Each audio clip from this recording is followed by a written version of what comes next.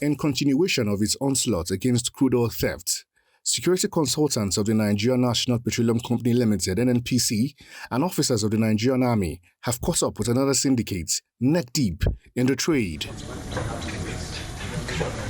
A jetty where the stolen crude is stored after it's brought in from the creeks is the first port of call, and we're briefed on the sting operation by the security consultants. 2.5 weeks ago, we received intelligence that this yard, which is called Maui Services Limited, was being used as a depot for the transfer of illegal products. But what we had to do was to plant surveillance in the area until a barge came in.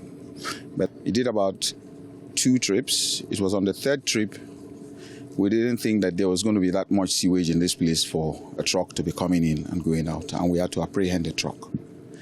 So upon getting the truck and inspecting it, we discovered it was carrying crude oil. The next port of call is the site for the destruction of the barge, and it's a 30-minute ride from Warri Town in Delta State into the creeks. Arriving at the site, 4 of the 6 suspects arrested deny any involvement.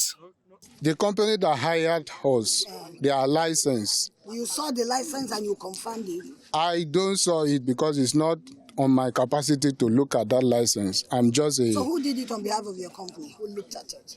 I believe my management do that. Now, this barge was loaded with 600 barrels of crude oil.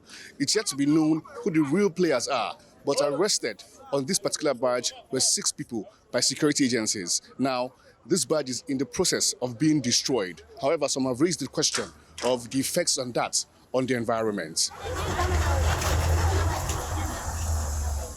Like it or not, it's literally between the devil and the sea.